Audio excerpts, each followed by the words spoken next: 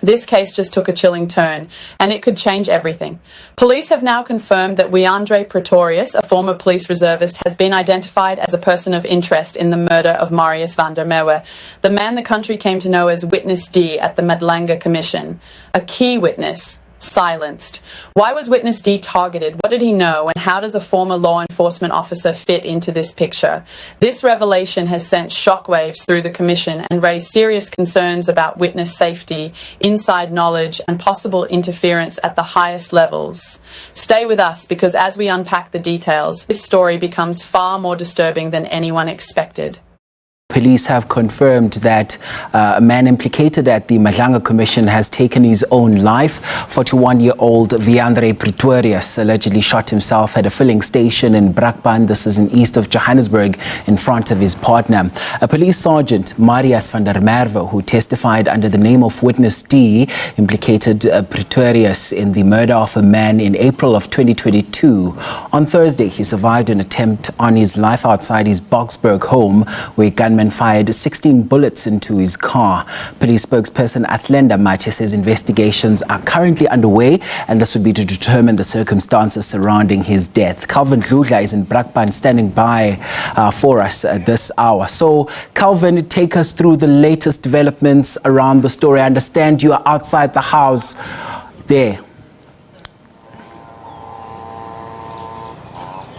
Good morning again, Mxolisi, and to our SABC viewers at home. Yes, indeed, you are correct. We are outside the Pretorius house here in Brakpan. The reason why, Mxolisi, we decided to come here, we wanted to see the house. We wanted to hear the side of the family, if they will be willing to speak to us. We wanted to engage the communities, especially the neighbors, about this tragic incident, because he was their neighbor. But the information that we have now is that it seems, Mxolisi, that there was an argument based on the video that we saw. Unfortunately, we can't roll that video because of it being sensitive for our viewers at home. But what I saw on that particular video, I saw a red car, and you could see Pretorius and the fiance arguing, and you could see Pretorius going back to the other side of the car and going back to his fiancée. They were arguing. Unfortunately, we could not get the content of their argument. We don't know why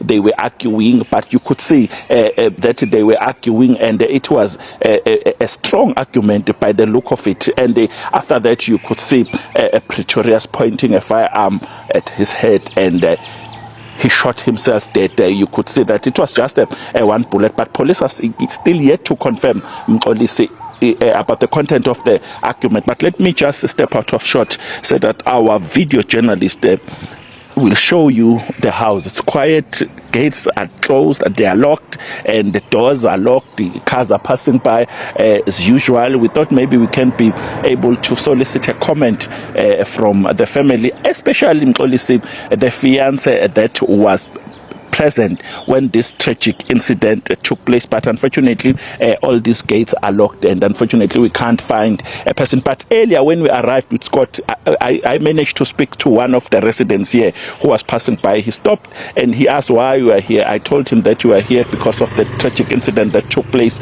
last night. He asked if we were talking about Pretorius. I said yes. He said no, Calvin, this has been giving us a sleepless nights in this area because we are scared now. And he did mention that they had gunshots when he was being targeted when he was targeted. And the gentleman spoke to us saying that, no, Calvin, I don't want to be in your shots, but this is a difficult issue. Police have been coming in here patrolling, but we are not safe as residents. I tried to explain to him about the importance of him talking to us. He said, no, Calvin, I don't want to draw attention on this matter, but I know Pretorius, and we have been talking as neighbors here, but I don't want to talk to you on camera. Then now, as you can see, this is the house of the deceased, and we are told by our sources that there is someone who is inside this house. One of the residents telling us that he saw someone who was moving in and out of this house,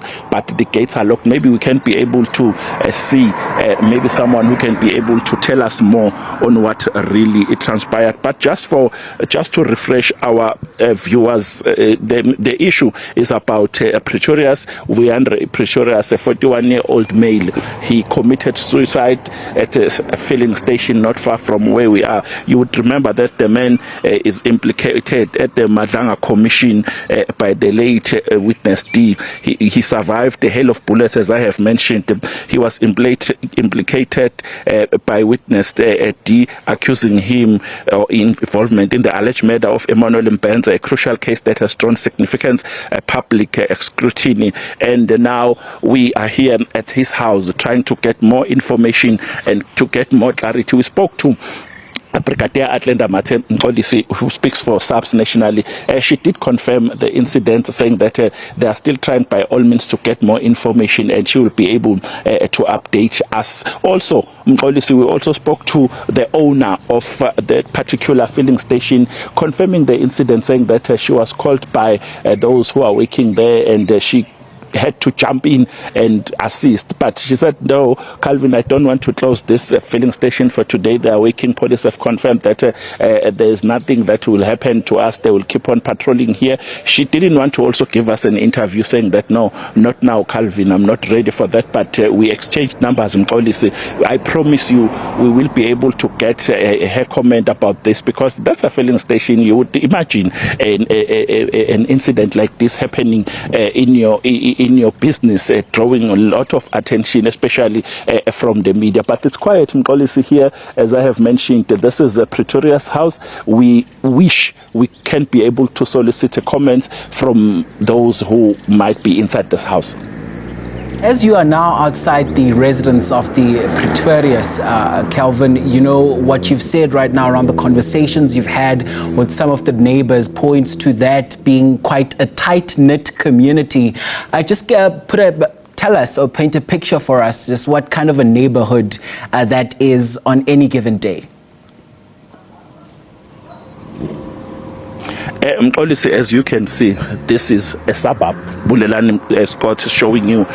He will be able to pen so that maybe you can be able to see other houses here. But we will try by all means not to show maybe physical addresses, because that would be against our policy, and maybe we'll be putting the residents' lives in danger, because people are watching television. They can notice that. But as you can see, this is a suburb, and two security officials just passed in here, which tells you that this is a very safe environment, and you can see that all gates are locked in policy, and there's a security an electric fence here in almost all these houses. So that tells you policy that this place is a very safe place. It's a very safe community, and you can tell that police sometimes would come and move in and around. We saw a police van when we arrived here, but unfortunately we could not get to understand why they are here, but they passed in here, and that tells you that law enforcers are patrolling in and around this area. And I know you also spoke of CCTV footage that you were privy to. Let's talk about that. I'm sure the police investigators are now in possession of the footage. Can you confirm that for us? Yes, I can confirm that to you, police and the viewers at home, that Brigadier Mate, the national spokesperson of the South African Police Service, do have that particular video. Actually, she had a longer version of what really transpired, because the video that I sent on the group policy, we got it from the owner, and when we tried to talk to or convince Brigadier Mate to assist us with the longer version of what we saw, she said, no, Calvin, that is still under police investigation. What you had is enough, but we will communicate. So that confirms to you that members of the South African Police Service do have that particular video, and one would think that they will use it as part of their investigation in this matter. All right, Calvin Dludla, I must thank you so much indeed for bringing us that update. That's reporter Calvin Dludla out there for us, watching that story as it continues to develop.